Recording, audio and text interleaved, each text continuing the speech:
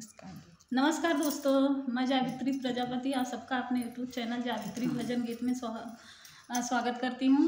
आज मैं आप सबके लिए बहुत ही सुंदर सोहर उठान गीत है। अगर आप सबको मेरा वीडियो अच्छा लगे तो मेरे वीडियो को लाइक, शेयर और सब्सक्राइब करना ना भूलें।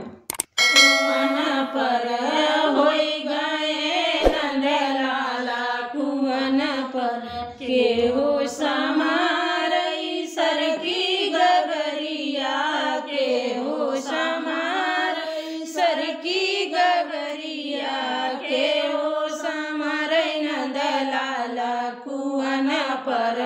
के हो समरै नंदलाल कुवन पर होई गए नंदलाल कुवन पर ससुर समारई सर की गगरिया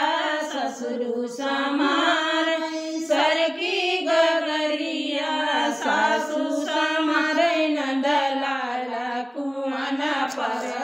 होई गए नंदलाल कुवन पर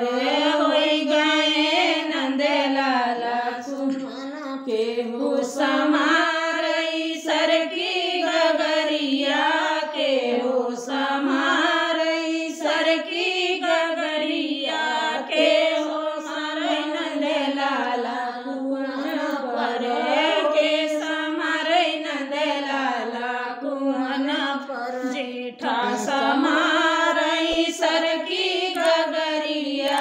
जेठा समारई सर की गगरिया जेठी समारई नंदलाल कुवन पर जेठी समारई नंदलाल